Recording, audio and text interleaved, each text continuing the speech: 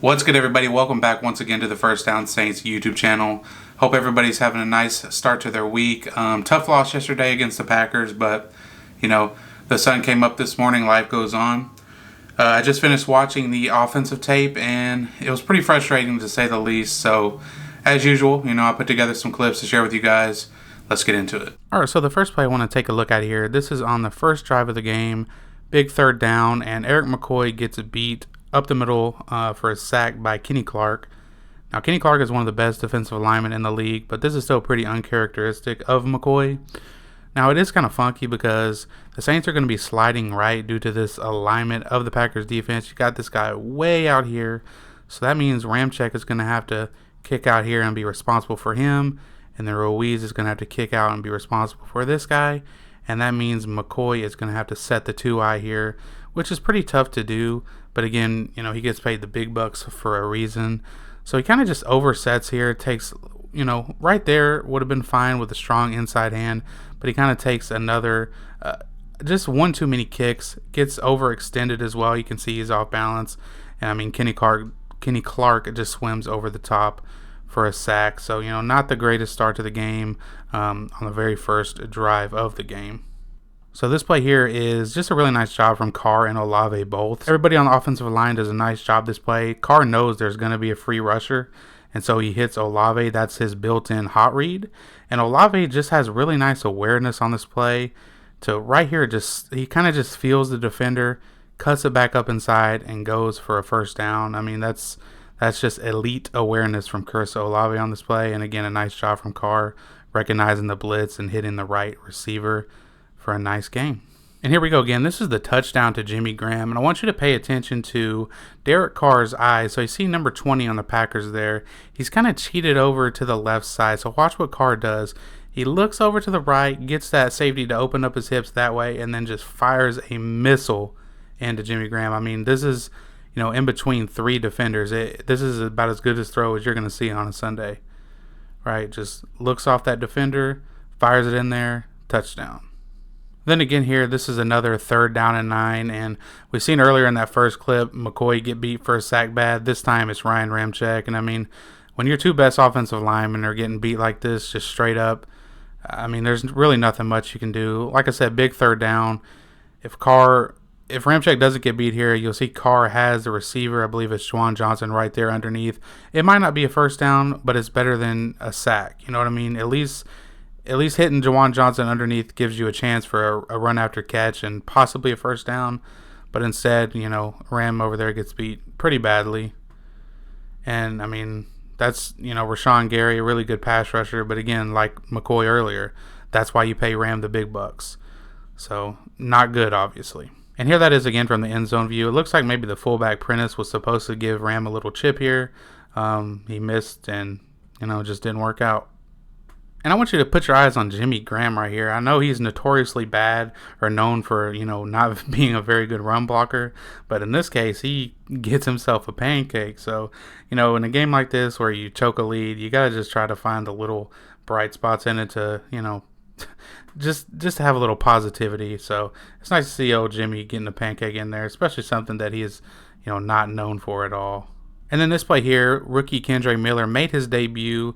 He had a few nice runs, but on this particular play, you want to see him just follow the blocks and hit the designed hole. This is just a wide zone run to the left, a little bit of split flow from the fullback there. And if you see right here, this is blocked up perfectly, But Miller decides to bounce it out and gets tackled for a short gain.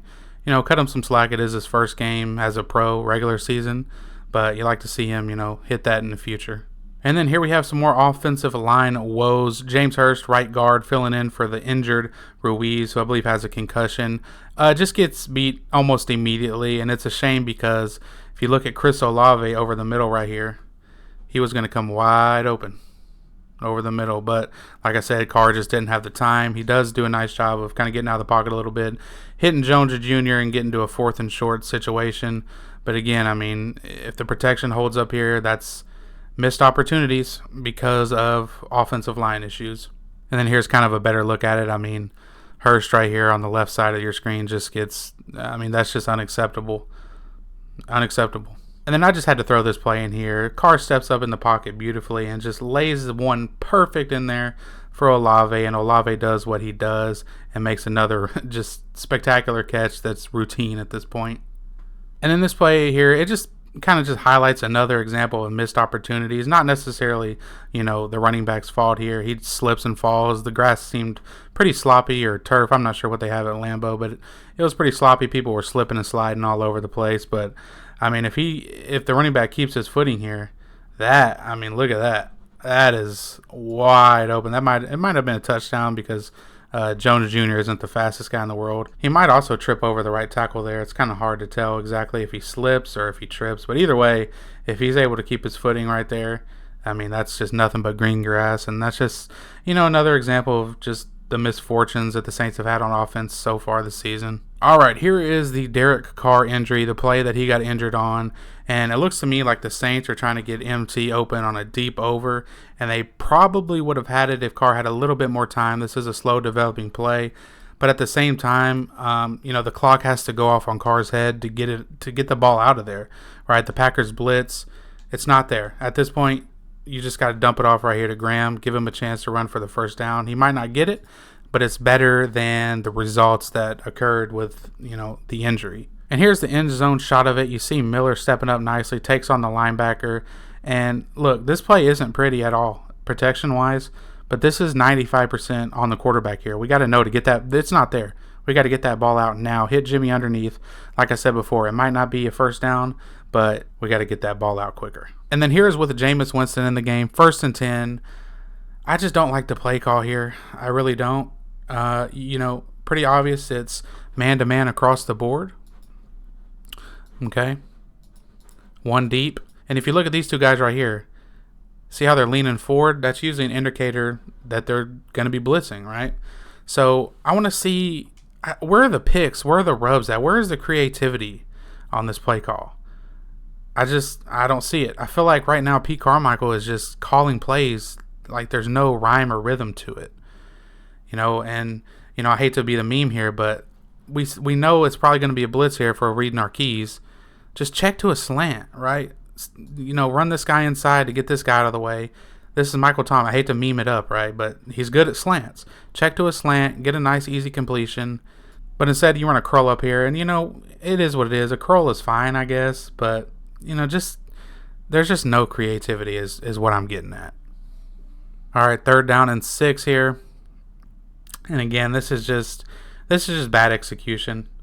We call a screen pass here, and Jameis, just for whatever reason, throws it way too early. Like, it's a screen pass, right? The defender, you have to invite the defenders, wait for the defenders to come up, and then throw it. Like, why are we throwing it now? Like, you're not in trouble, dude. You're still okay, right? And if we let this play develop, check it out. If we wait, say, till right now to throw it, when the defenders are actually, near you and when you're supposed to throw it, you got 2 big boys right here on one guy, and then Jawan Johnson. That could have been another big gain. So, another miscue from the offense right there. Yeah. And here we go. 1st and 10. This is in the 4th quarter. Saints are still up 17-0, and this is where things just get unacceptable, in my opinion. This is fireable. If you ask me. So, like I said, 1st and 10, right? Run the ball, no gain. Okay? Whatever. You run the ball, you want to run the clock out, that's fine. Okay, whatever. All right, here we go. 2nd down and 9. Same drive from the previous play you just seen. This is the very next play, 2nd and long. What do? Another run on 2nd and long. This time for a loss of yards. So now after 2 back-to-back runs that have netted you negative yards, what is Pete Carmichael going to cook up here? Big 3rd down, 3rd and 10. What do we get? We get 3 slants on the field, and we throw it short of the marker. This is really what we're doing here. 3 slants. This right here it's a picture-perfect example of playing cowardly and playing not to lose. This is not playing to win. This is playing not to lose. This drive right here, watching this back, it was sickening, man. All right, here we go. This is first down and 10, fourth quarter, 10 minutes left. It is now 17-3. Packers just kicked a field goal. Saints bring in a sixth offensive lineman out here. This is Landon Young. Okay, boys, Landon Young. And I want to point out this right here is Rashawn Gary, the guy that has terrorized us all day. Right? So what do? Let's see. We run a play action pass, and we leave Landon Young, and no disrespect to Landon Young, we leave him on Rashawn Gary, and I'm pretty sure you're smart enough to tell what happens next, right? You watched the game. Sack. I mean, that right there that's coaching. That's schematics. And if the play develops, if Jameis has time, he's going to rip this ball right here to Rashid Shaheed, which is probably going to be a completion. I mean, he's going to come open. But by the time he does, Jameis is on his face. All right, and this right here is a 3rd and 3. Again, we're in the fourth quarter, right? This is a couple plays after that sack. Jameis hit Michael Thomas for a nice gain over the middle to get them within 3rd and manageable. Like I said, 3rd and 3. So, again, it's pretty clear it's man-to-man coverage across the board, right? Man-to-man. What do we think our play call is going to be here on 3rd and short? Pete runs verticals. Mind you, the sticks are back here. Now, there is this slow developing mesh route down here, but you can't ask for Jameis to wait around with how bad the offensive line has played today, right? Like, they're asking Jawan Johnson to block here. He's going to block first, and then, Tony Jones Jr. is eventually also going to leak out. But again, you can't ask him to wait around for that with how the O-line has played today. And again, like, why are we running verticals on 3rd and 3? It's just bad play calling. And there was a holding call on this play anyway, and Trevor Penning at the bottom, which I don't agree with, but it is what it is. It doesn't matter anyway. But again, keep this in mind because this is going to be relevant again. Keep this play call in mind because it's going to come up again. All right, here we are on the very next drive after the Packers go down and make it 11-17. Here we are again on another 3rd down and 3. Okay?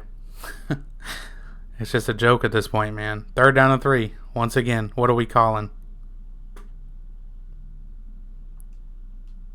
Why? We call verticals again. Pete, we just did that on the last drive, dude. It didn't work. I mean, and you got this, this little underneath route here that's completely bagged. Like, 2 drives in a row, we call vertical routes on a 3rd and 3. And again, it's the exact same result. Jameis throws it deep down the right sideline for a ball that has no chance. And then this play here, 1:45 left. Packers have the lead. 2nd down and 8. There was some kind of miscommunication on this play. It looks like, Michael Thomas and Olave end up almost running into each other, which obviously isn't supposed to happen. So again, just more offensive miscues that, lose you football games. I don't know who was right here, who was wrong. Looks like he also could have hit Jawan right here for, a little gain. But again, just miscommunication, lack of execution, piss poor offense. And then this is the last play here, 3rd down. This play, they're just calling a play to get the ball out of your hands quick for a little bit of yards, just to make the kick a little bit easier. And I know some people had a problem with this. And yeah, it is playing scared, but I really don't mind it with how bad your offensive line has been, because the one thing you cannot do in this situation is take a sack. Because if you take a sack right here, it makes the kick way, maybe even out of range, right? So, again, I don't mind it. It is what it is. Kicker ended up missing anyway, so I guess it doesn't really matter. But yeah, that's it for the offensive performance, guys. It's just something has to change. We're starting to see some of the things we've seen last year with just a lack of creativity at offensive coordinator. There's just no rhyme, no rhythm, nothing is being set up. It's just bad all around. I don't sadly see anything changing. But I hope it does. I'm not going to be too negative on it. I hope it does change. But, we'll see what happens. But as usual, I appreciate you guys watching. If you want to subscribe, do it. If not, that's cool too. Peace.